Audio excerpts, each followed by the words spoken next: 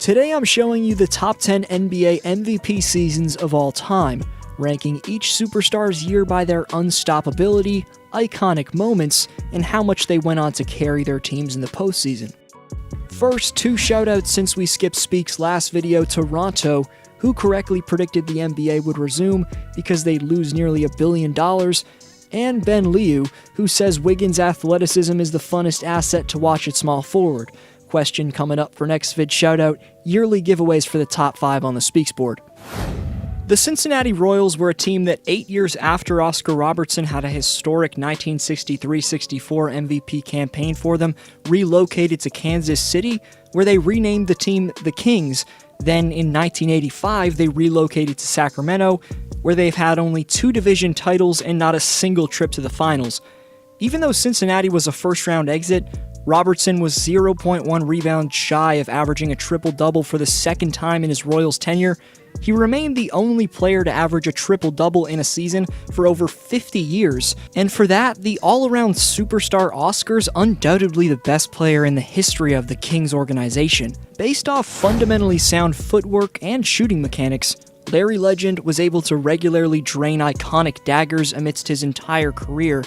After all, though, Prime Bird, where he was the most unstoppable during his career, occurred in the 84-85 season. For the soon-to-be 3-time champion, this was his second of 3 straight MVPs, but the only time he didn't win a championship in those campaigns. Despite Boston coming up 2 wins short of the title that year, the reason I picked this version of Bird is because this is when the sharpshooting artist was at his most elusive and quickest. Larry could seamlessly find his way open off the ball for jumpers and go off in the post. The then 29-year-old was in his physical prime, and I know we're not ranking the best players of all time today, but it'd be hard not to consider Bird a top 10 player ever.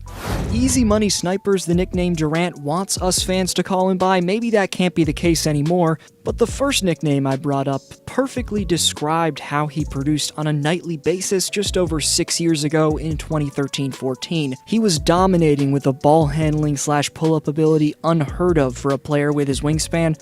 My favorite personal KD moment from this season was his and one in the second round of the playoffs, falling out of bounds over Gasol. Just incredible to watch. But from square one in KD's illustrious OKC tenure, he launched himself into the NBA's most likable young rising talent, and debatably had the status as the best player in the league in 2014. The 7-foot shot-creating mastermind was letting it fly from 30 feet and beyond, revolutionizing the NBA. Of course, only a few years later, though, it was off to the Bay Area to join the Thunder's conference rivals. In the most physical era of basketball of all time, where hand-checking and contactual aggressiveness that simply wouldn't fly with the strict rules in the game today, 1988 Michael Jordan didn't make any excuses.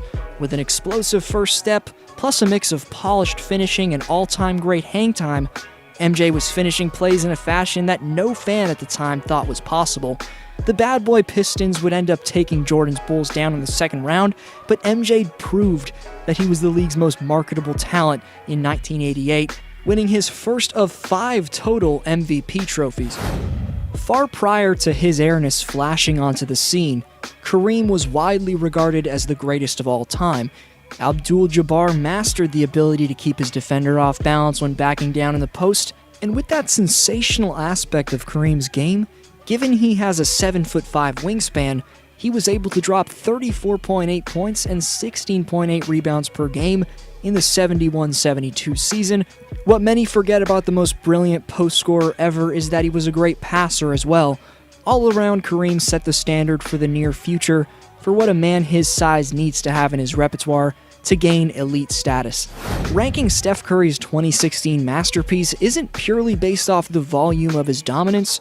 It's about how this man revolutionized the game, culminated in this shot. Side not to use it. Curry, way downtown. Bang! Bang! Oh, what a shot from Curry! Chef Curry was cooking his defenders and seamlessly letting it fly from distance at such a high level that he changed the way the game's played today.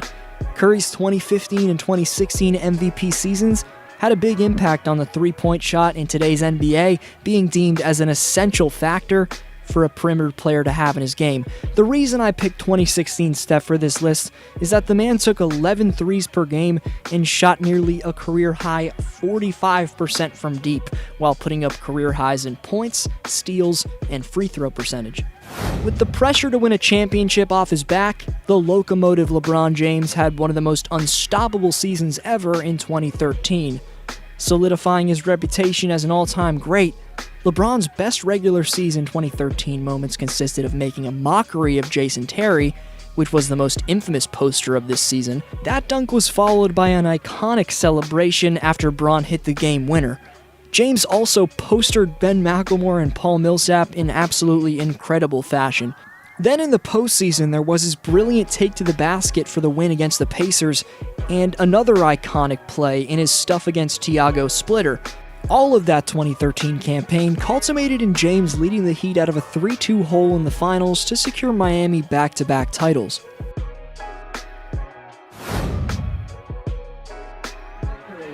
It's a pleasure to watch you grow. Congratulations, 1999-2000 NBA MVP, Shaquille O'Neal.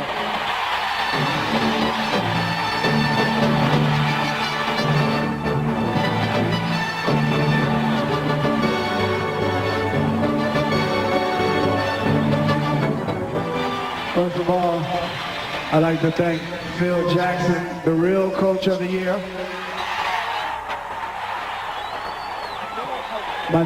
My teammates, and also the Staples Center fans, because you guys are the best. This is y'all award. Love you. Even though his name's not often brought up when debating the NBA's all-time greatest talents, Shaq's pure dominance in 2000 was debatably the most dominant season from a player of all time.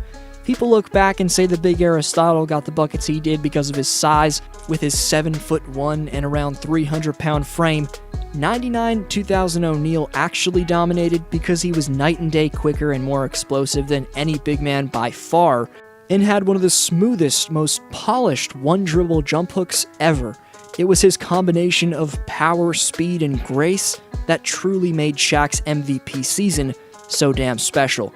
The Lakers captured their first of 3 consecutive titles, with Shaq averaging an insane 38 points, just under 17 rebounds, and 2.3 blocks in the NBA Finals. 2 numbers in his stat line are proof to why Chamberlain earns the number 2 greatest MVP season of all time: 33.5 points and 24.6 rebounds.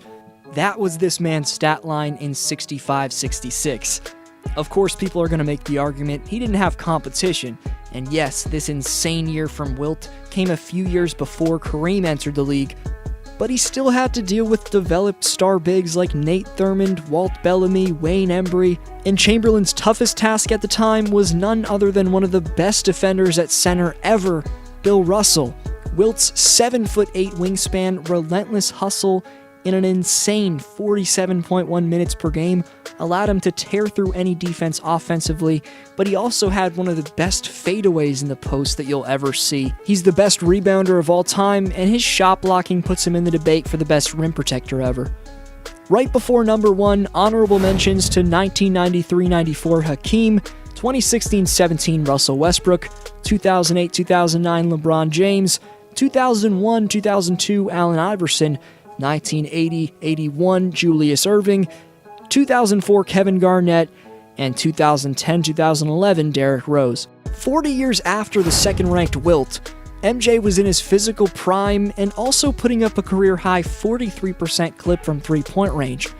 Michael's shooting and athletic prominence simultaneously were at their highest level in his career. Jordan also mastered the mid-range game, and whether it was his post-fade or shifty one-dribble pull-ups, that shot was also at its peak during the 95-96 campaign. What many fail to truly take into account when arguing against MJ's GOAT status is his perimeter defense. He was undoubtedly the most intimidating force in the game at guarding the perimeter. This campaign saw Jordan win his first championship in 3 years for his staggeringly outstanding two-way production from October all the way through June. 96 Michael Jordan was an easy choice for this number 1 spot. For more intriguing top 10s, along with other NBA lists, rankings, stories, and predictions, subscribe so you don't miss anything. Follow me on Instagram at DFlowHoops and check out how accurate my 2020 return predictions were in my last vid if you missed it. This was D-Flow. I'll see you next video.